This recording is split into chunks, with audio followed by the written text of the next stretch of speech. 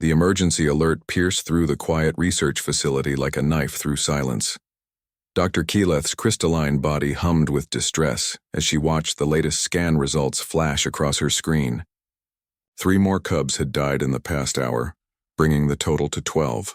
The Shadowmaw breeding program, pride of the Galactic Wildlife Preserve on Vorthak Prime, was collapsing before her eyes.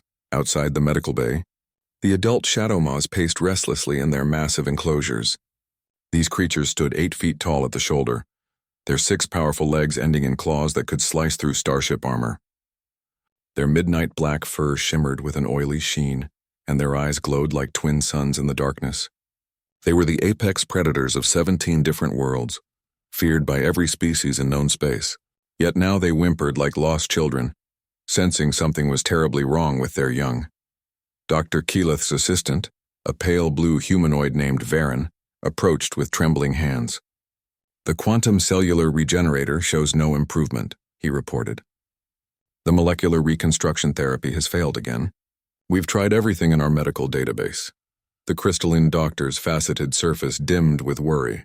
In her 3 centuries of veterinary practice across the galaxy, she had never encountered anything like this. The cubs were born healthy, but within days they began showing symptoms that defied explanation. Their breathing became labored, they refused to feed, and their small bodies grew weaker by the hour. Advanced scanners detected no known pathogens, no genetic defects, no toxic substances. The cubs were simply dying, and the most sophisticated medical technology in the galaxy could not tell them why. "What about the neural interface treatment?" Varen suggested desperately. Keyleth's form flickered with negative energy patterns. "We tried that yesterday. The cubs' nervous systems are too underdeveloped. We nearly lost 2 more attempting it."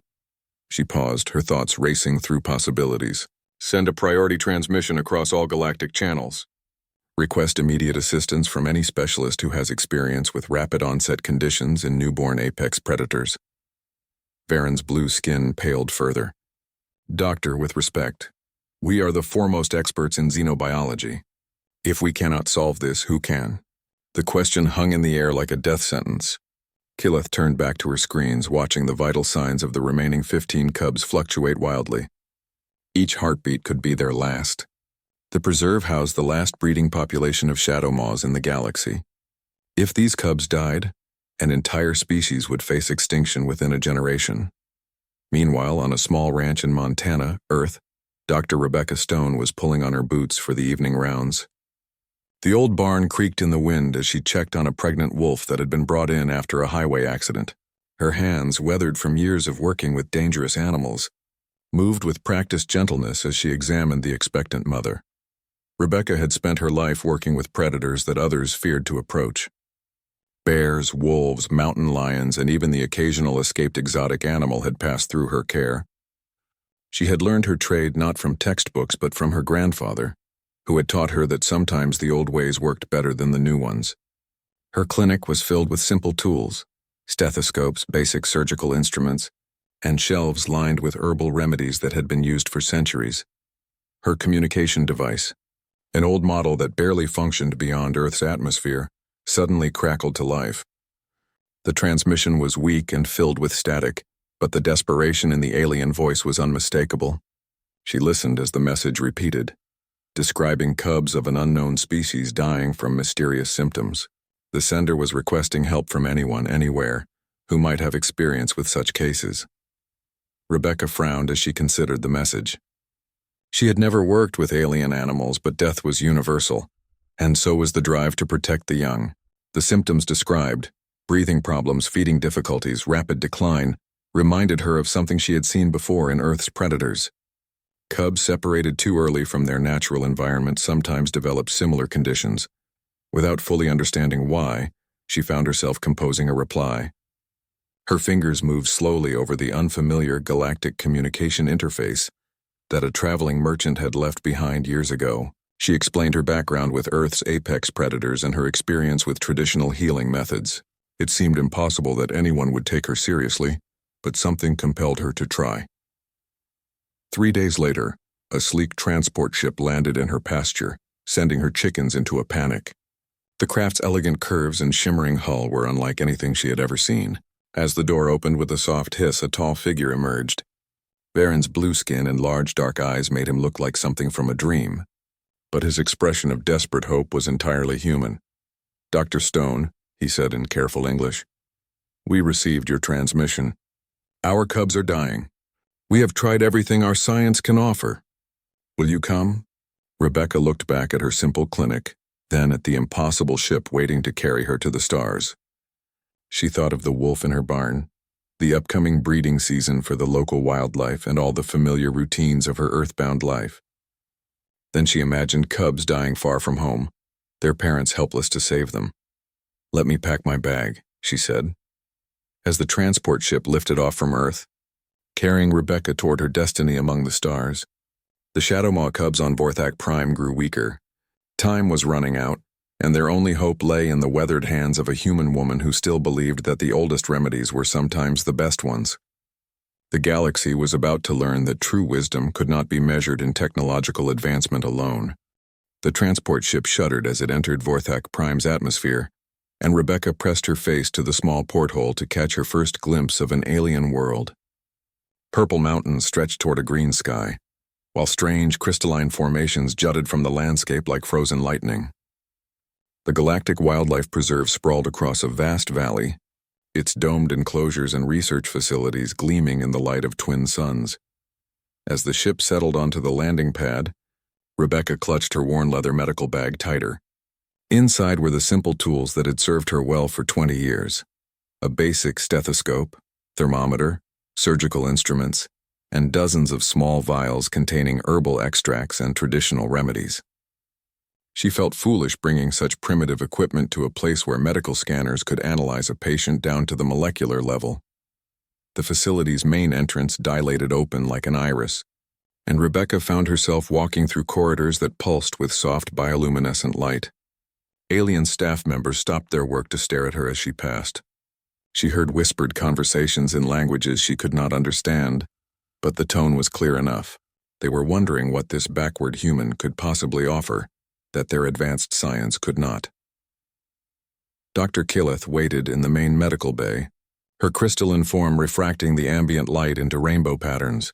When she spoke, her voice resonated like wind chimes. "Dr. Stone, I am grateful you came, though I must confess uncertainty about your methods. Our medical technology is quite sophisticated." Rebecca nodded politely, but her attention was already drawn to the viewing panel that looked into the cub's isolation ward.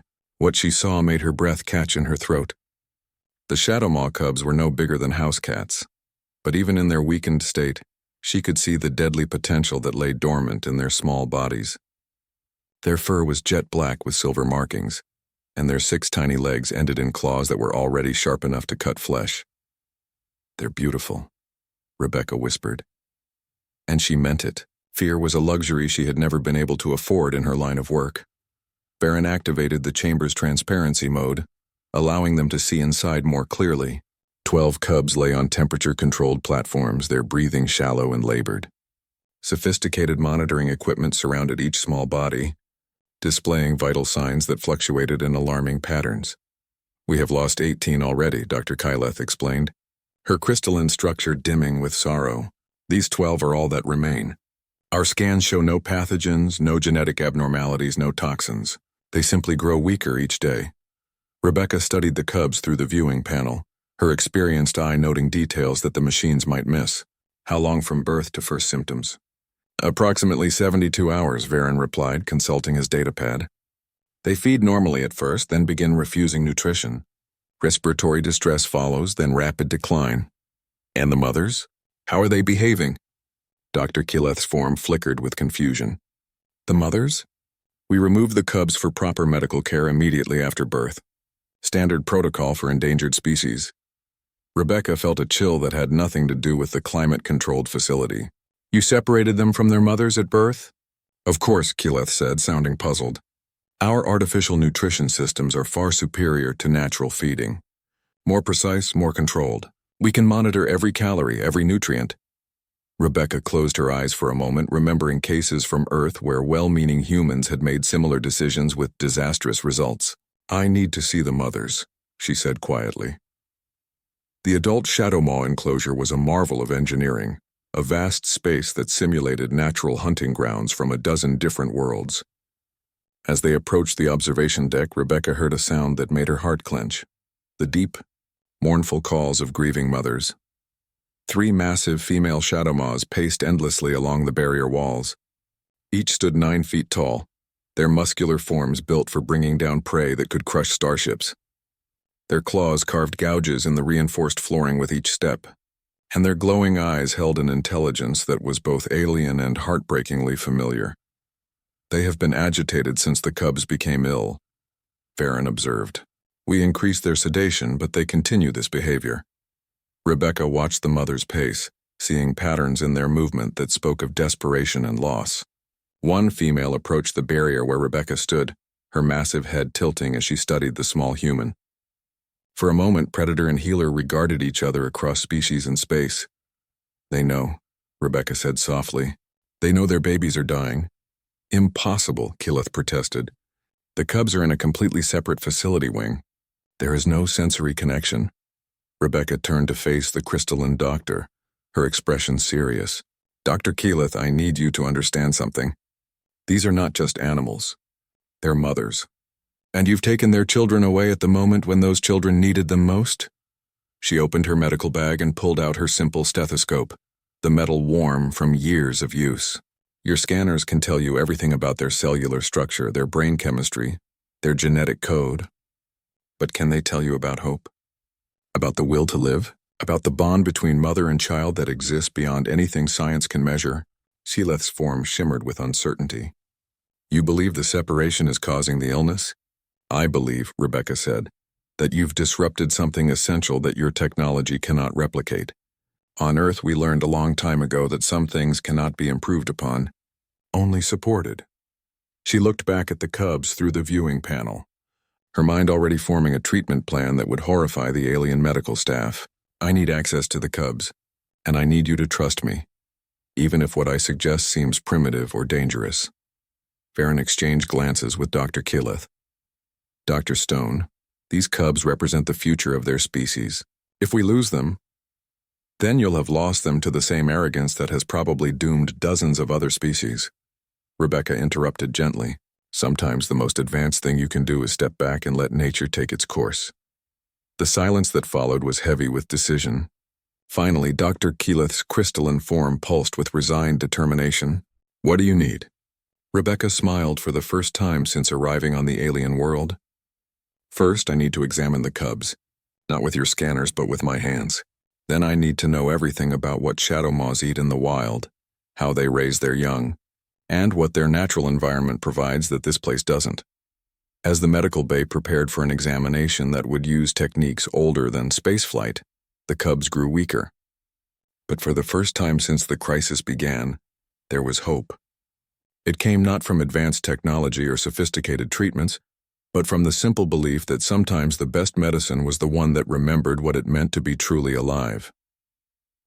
Rebecca knelt beside the smallest cub, her bare hands moving gently over its tiny form while sophisticated monitoring equipment hummed around them. The medical staff watched in fascination and horror as she ignored their advanced scanners, relying instead on touch, sight, and instinct honed through decades of working with Earth's most dangerous predators. Temperature slightly elevated, she murmured, feeling the cub's ears, breathing shallow but not obstructed. Dehydration evident. Her fingers probed the small belly with practiced gentleness. Digestive system feels empty, but not just from lack of food. There's something missing. Dr. Keyleth's crystalline form flickered with impatience. Our molecular analyzers have detected no digestive abnormalities. The artificial nutrition contains every necessary compound in perfect proportions. Rebecca continued her examination, her weathered hands telling her things that quantum scanners could not detect. The cub's fur lacked the healthy oil that should coat it, and its small body felt wrong somehow, as if missing some essential vitality. She had seen this before in Earth animals, though it took her a moment to place the memory. Farron, she said without looking up, I need access to your historical archives. Everything you have about shadow maw behavior in the wild, particularly regarding pregnancy and early cub care. Farron's blue skin darkened with confusion. Dr. Stone, we have comprehensive data on their nutritional requirements. Our feeding protocols are based on extensive analysis. Analysis of what they need to survive, Rebecca corrected, finally looking up. But not necessarily what they need to thrive. There's a difference. She spent the next several hours in the facility's data archives, studying records that went back thousands of years. Most of the information focused on hunting patterns, territorial behavior, and reproduction rates. But buried in the older files, she found what she was looking for: observations from the first researchers who had studied shadow moths in their natural habitat. Here, she said, pointing to a passage on the display screen. Ancient observation logs from the Kepler surveys. Listen to this. Pregnant females show unusual behavior in final weeks before birth. They seek out specific vegetation, particularly the crimson moss that grows only in deep cave systems. Consumption appears compulsive, with females traveling great distances to obtain it. Dr. Killeth examined the data with growing interest. We analyzed that moss centuries ago. It contains trace minerals and some organic compounds, but nothing that cannot be synthesized more efficiently. Rebecca scrolled through more entries, her excitement building. But look at this follow-up study. When researchers prevented access to the moss, pregnancy success rates dropped significantly. Cubs born to mothers denied the moss showed high mortality rates in the first week of life. Correlation, not causation, Kyleth protested. The moss could have been coincidental. Perhaps the travel to obtain it provided necessary exercise, or the cave environment offered other benefits. Rebecca stood and faced the alien medical team, her expression serious. On Earth, we learned something important about nutrition centuries ago. It's not just about individual nutrients. It's about how those nutrients work together and how they interact with the living systems in the body. She pulled a small vial from her medical bag, filled with a dark, thick liquid. This is fermented plant extract from Earth. It contains thousands of different compounds, most of which we still don't fully understand. But I can tell you it saved more animals than all the synthetic supplements in my clinic. Varen's large eyes widened with alarm. You want to give the cubs an unknown alien substance?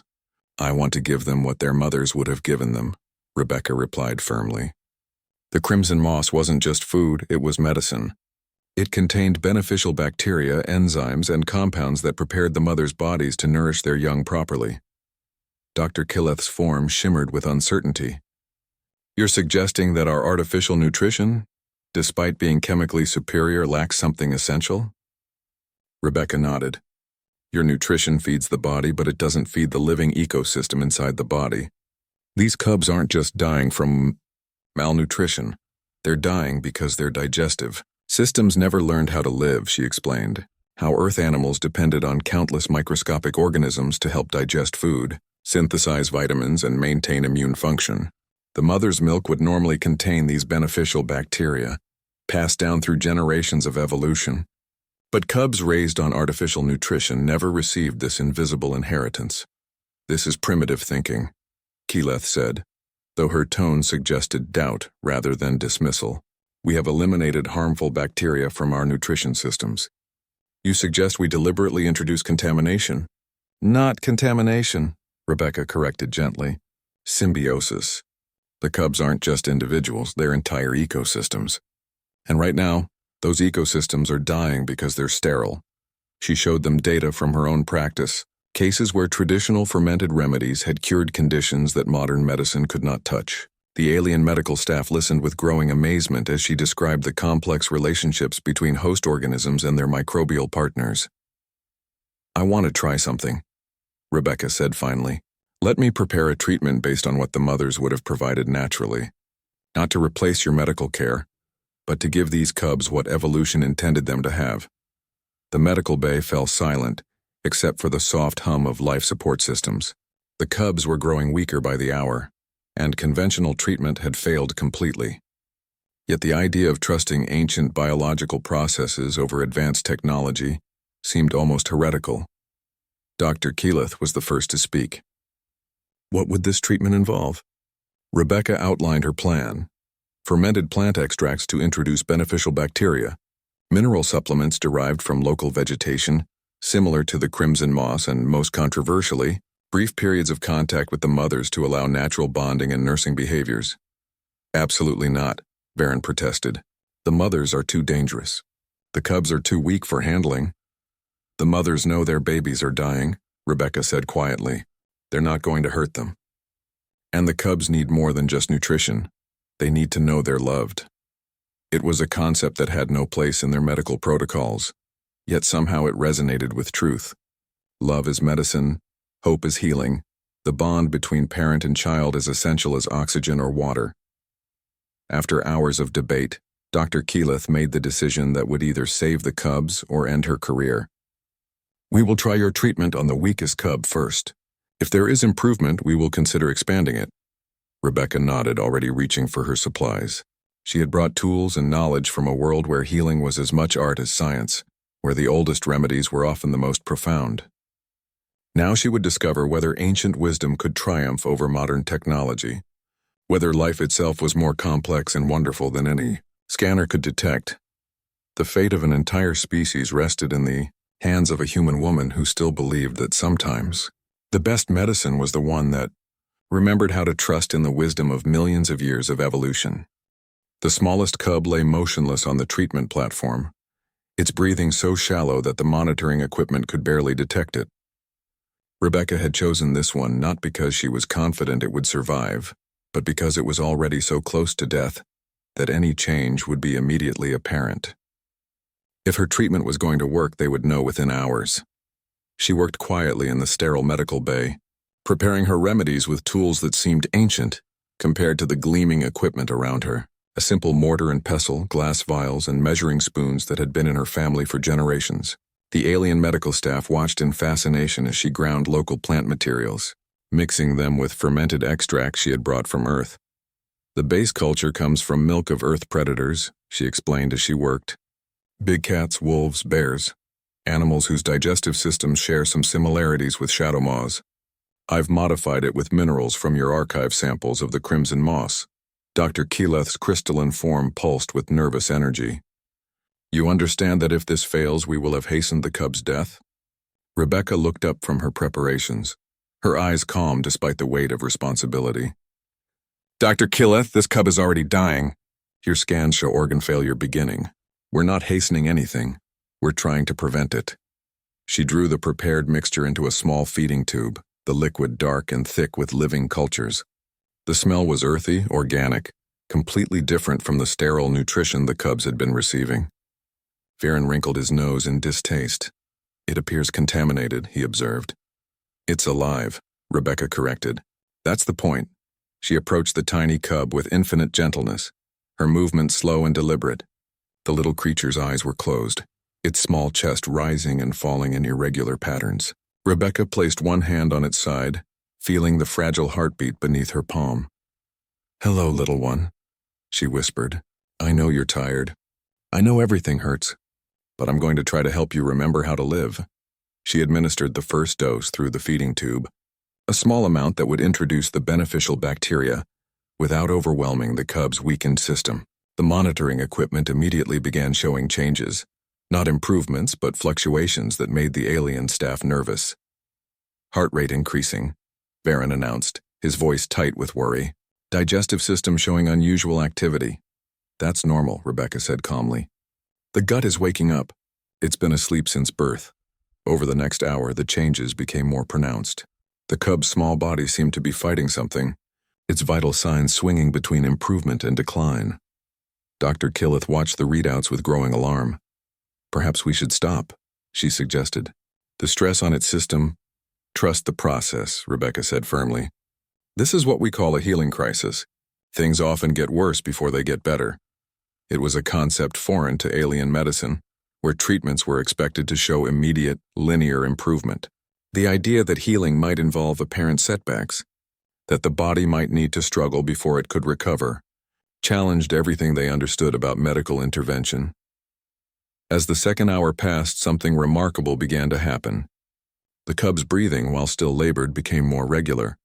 Its small body, which had been cold to the touch, began to warm slightly. Most significantly, it started to show interest in its surroundings for the first time since its illness began. Neurological activity increasing, Varen reported, his tone shifting from worry to wonder. Brain patterns becoming more organized. Rebecca smiled, recognizing signs she had seen countless times in Earth animals recovering from similar conditions.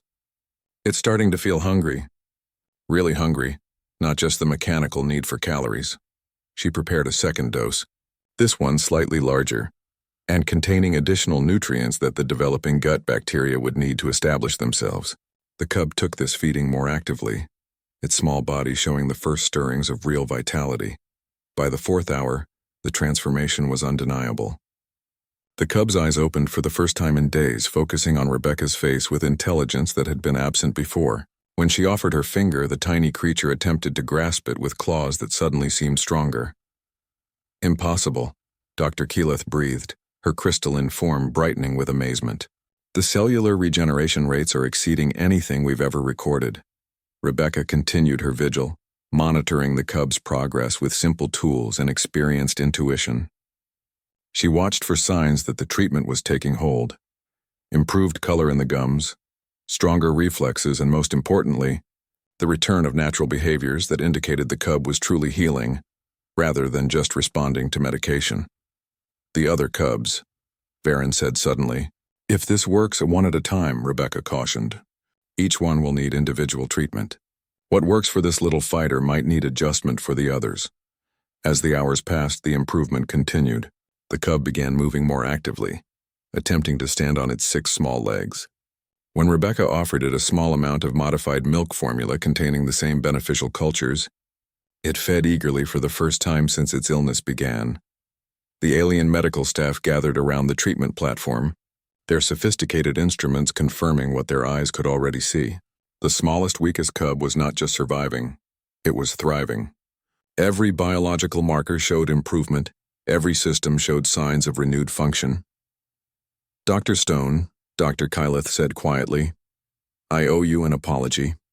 Your methods may appear primitive, but the results speak for themselves. Rebecca looked up from the cub, which was now attempting to groom itself with tiny pink tongue. It's not about primitive or advanced, Dr. Keyleth. It's about remembering that life finds a way, if we give it the right conditions. She glanced toward the viewing panel that showed the adult shadow moths in their enclosure. The mothers had stopped their frantic pacing, as if sensing that something had changed. They stood alert, heads raised, nostrils flaring as they tested the air for scents that their advanced senses could detect across the facility. They know, Rebecca said softly. Somewhere in this sterile building, their baby is getting better, and they know. The cub mewed softly, a sound that none of them had heard since the crisis began. It was weak still, barely audible, but it was the voice of a creature that wanted to live. For the first time in weeks, hope was not just a desperate wish.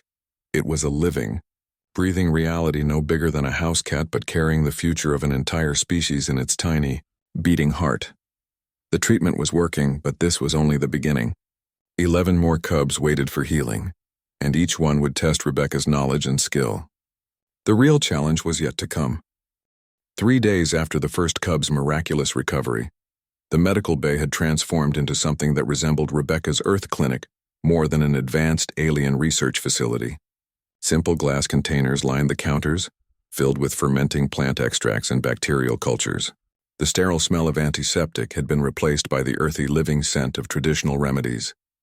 The first cub, now strong enough to stand and walk, had become Rebecca's assistant in an unexpected way. When she approached the other sick cubs, the healthy one would often follow, its presence seeming to calm its littermates. Dr. Keyleth had initially protested this breach of quarantine protocols, but the results were undeniable. Cubs treated in the presence of their healthy sibling recovered faster. Cub number 7 is showing remarkable improvement, Varen reported, his blue skin bright with excitement. Appetite fully restored, motor functions normal, all biological markers within healthy ranges. Rebecca nodded as she prepared the morning treatments, each one slightly different based on the individual cub's needs. Some required stronger bacterial cultures, others needed additional minerals, and a few responded better to gentler, more gradual introduction of the living remedies. Dr. Stone, Dr. Keyleth approached, her crystalline form shimmering with curiosity. I have been studying your treatment protocols, and I must ask, how did you know which modifications to make for each cub? Rebecca smiled as she checked on the patients. 8 cubs were now healthy and active, playing together in a larger enclosure that allowed them to behave more naturally. 3 others were improving rapidly, showing the same progression she had seen dozens of times before. Experience, she said simply. Every animal is an individual. What works for one might not work for another.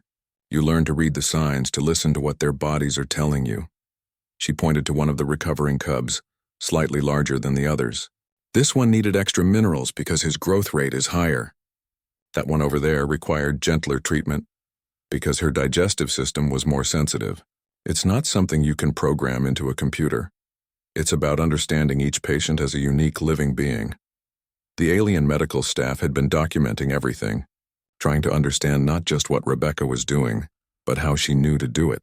Her decisions seemed to come from intuition as much as knowledge, a combination of scientific understanding and instinctive wisdom that their advanced education had never taught them. The bacterial cultures, Dr. Killeth continued, they are not random, are they? You select specific combinations for each treatment.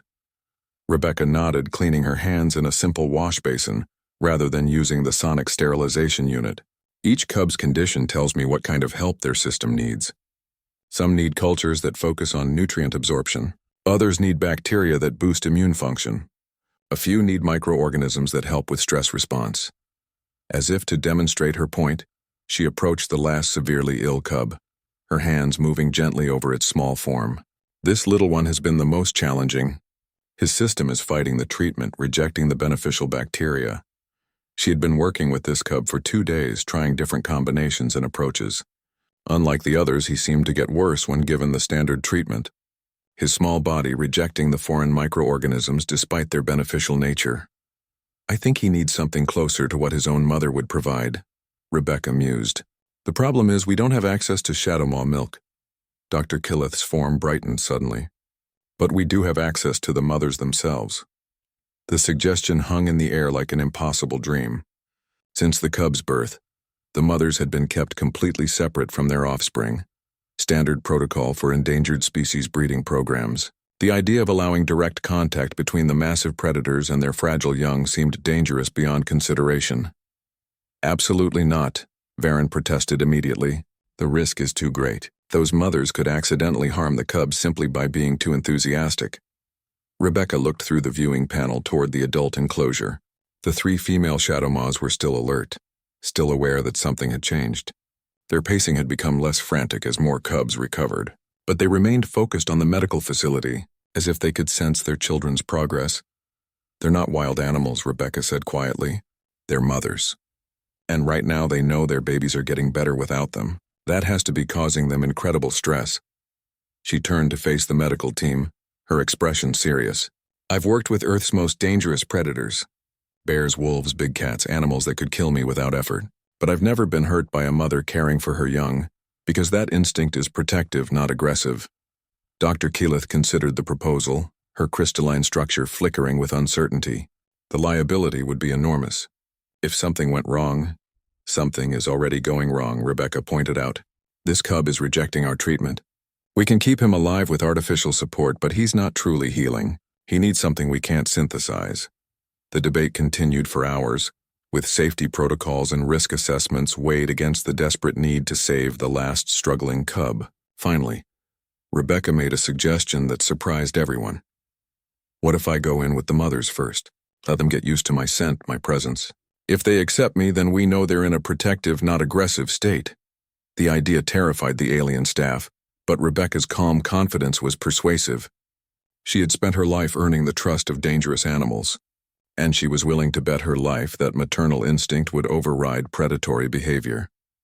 After extensive preparation and safety measures, Rebecca found herself standing at the entrance to the Shadowmaw enclosure. The 3 mothers approached the barrier, their massive forms moving with liquid grace. Up close, they were even more impressive. 9 feet of muscle and claw, built for bringing down prey that could crush starships.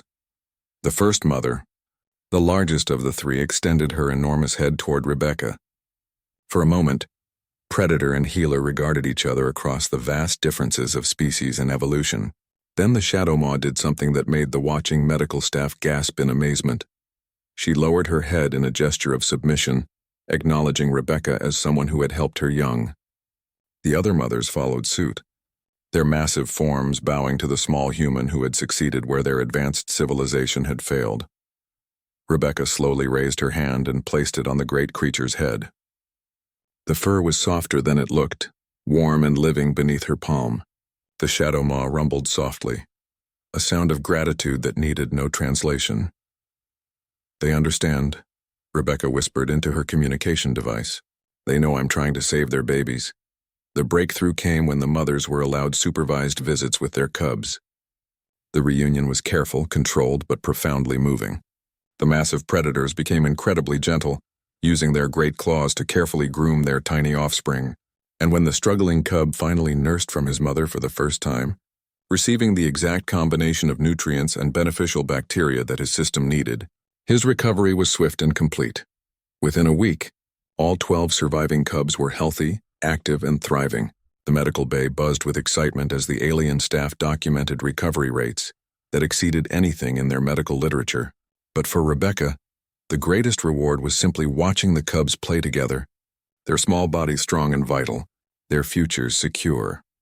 The galaxy was about to learn that sometimes the most advanced medicine was the oldest medicine of all, the simple wisdom of trusting in the bond between parent and child, and the ancient knowledge that life itself was the greatest healer.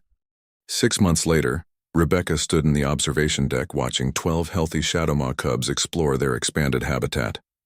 They had grown rapidly, their 6-legged forms now the size of earth panthers, their midnight fur gleaming with health. Their play was both adorable and terrifying.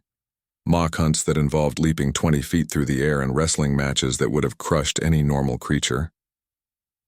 The cubs remembered her. When she entered their enclosure, they would bound over with excitement that was both heartwarming and slightly dangerous, given that they now weighed over 100 pounds each. Their mothers watched these interactions with calm approval, recognizing Rebecca as part of their extended family. "Dr. Stone, the council has reached a decision," Dr. Keyleth announced as she approached the observation deck. The crystalline physician's form now carried permanent brightness patterns that Rebecca had learned indicated deep respect and gratitude. Rebecca turned from watching the cubs to face her alien colleague, though colleague seemed an inadequate word for their relationship now. Over the months of working together, they had developed a partnership that bridged not just different medical approaches, but entirely different ways of understanding life itself. The Galactic Medical Council has voted unanimously to establish a new department within our research network, Keyleth continued. The Department of Traditional Biological Medicine. They want you to head it. The offer was extraordinary. It would mean traveling across the galaxy, teaching other species about the ancient wisdom of symbiotic healing, establishing protocols that combined traditional methods with advanced technology. Rebecca would have resources she had never dreamed of, the ability to help countless species that conventional medicine could not reach. "I'm honored," Rebecca said quietly. "But I have to ask, are you sure? My methods are going to challenge everything your medical establishment believes." Dr. Keyleth's form shimmered with what Rebecca had learned was alien laughter. "Dr. Stone, you saved a species that we had condemned to extinction with nothing more than fermented plant extracts and maternal love. I think challenging our beliefs might be exactly what we need." She gestured toward the cubs who were now engaged in a complex game that seemed to involve aerial acrobatics and mock ambushes. "Your success here has already changed how we approach endangered species care. 17 breeding programs across the galaxy have requested consultation on incorporating traditional bonding practices into their protocols." The impact of Rebecca's work had spread far beyond Vorthak Prime. Her simple observation that some things could not be improved upon, only supported, had resonated with species who had been struggling with similar problems. Cubs, kits, and hatchlings that had been failing to thrive in artificial environments were now being raised with their parents, given access to traditional foods, and allowed to develop the natural relationships that technology could not replicate. "There's something else," Keyleth added, her tone becoming more serious. "The Kepler Archive Division has been analyzing the historical data you requested. They found something remarkable." She activated a holographic display that showed dozens of star systems, each marked with different colored indicators. "These are worlds where traditional ecological knowledge was replaced with technological solutions over the past 1,000 years. And these," She highlighted a subset in red, are worlds where species extinctions followed within several generations. Rebecca studied the display with growing understanding. The pattern was clear and disturbing. Advanced civilizations, confident in their technological superiority, had systematically replaced natural processes with artificial ones. And in doing so, they had unwittingly destroyed the delicate relationships that life had spent millions of years evolving. We've been making the same mistake across hundreds of worlds, Keyleth said softly, assuming that because we could replicate the chemistry of life, we understood life itself. The realization was profound and humbling. Galactic civilization, for all its technological marvels, had been gradually sterilizing the universe by trying to improve upon nature. Rebecca's success with the Shadowmaw cubs had revealed a blindness that extended far beyond one species or one world. The traditional medicine department won't just be about healing sick animals, Rebecca said, understanding the true scope of what they were asking her to do. It'll be about teaching the galaxy to remember what it means to be alive. As if sensing the importance of the moment, one of the largest cubs approached the observation panel and pressed his massive paw against the transparent barrier. Rebecca placed her hand against the panel from the other side, human fingers aligning with alien claws in a gesture of connection that transcended species. "I'll do it," she said simply. The months that followed were a whirlwind of travel, teaching, and discovery. Rebecca found herself working with species she had never imagined, learning about biological relationships that Earth had never evolved. She treated crystal entities whose young needed specific harmonic frequencies to develop properly, helped gas-based lifeforms whose offspring required traditional chemical songs passed down through generations, and worked with plant-like species whose seedlings thrived only when raised in communities that synthetic environments could not replicate. Each case taught her something, knew about the universe's capacity for life, but also reinforced the same fundamental truth. Technology could support nature, but it could never replace it. The most sophisticated scanner could analyze every atom in a living being, but it could not measure love, hope, or the will to survive. Rebecca's method spread across the galaxy, carried by students who learned to combine advanced knowledge with ancient wisdom. Medical facilities began incorporating traditional practices into their protocols. Breeding programs started prioritizing natural relationships over controlled environments. Species that had been declining for generations began to recover. The Shadowmaw cubs grew into magnificent adults, but they never forgot the small human who had saved their lives when they were helpless. When Rebecca visited Vorthak Prime, they would greet her with the complex vocalizations that their mothers used for family members. The adult females had taught their children that Rebecca was Pack, that she belonged to their family in ways that went beyond species or understanding. On her final visit to the preserve, Rebecca stood once again in the observation deck, watching 3 generations of Shadowmaws interact in their habitat. The original cubs were now adults themselves, beginning to show interest in mates and territories. Their children, raised with their parents from birth, were growing strong and healthy. The population was not just stable, it was thriving. Dr. Keyleth joined her at the viewing panel, her crystalline form now carrying patterns that Rebecca had learned indicated deep contentment. The latest population projections show full species recovery within 2 generations, she reported. The Shadowmaws will survive. Rebecca smiled, watching a tiny new cub attempt to copy its father's hunting posture. They'll do more than survive. They'll remember who they are. As her transport prepared for departure, carrying her to another world where traditional wisdom was needed, Rebecca reflected on the strange journey that had brought her to the stars. She had come to an alien world with nothing but simple tools and ancient knowledge, and in return, she had received something precious, the understanding that life itself was the greatest miracle in the universe, and that sometimes the most profound medicine was simply remembering how to let that miracle unfold. The cubs she had saved would live to see their great-grandchildren hunt among the purple mountains of Vorthak, and somewhere in their genes, in the bacterial cultures that had become part of their biological inheritance, a small piece of Earth's ancient wisdom would travel with them into the future, a reminder that no matter how far life spread among the stars, it would always carry the memory of how to heal itself.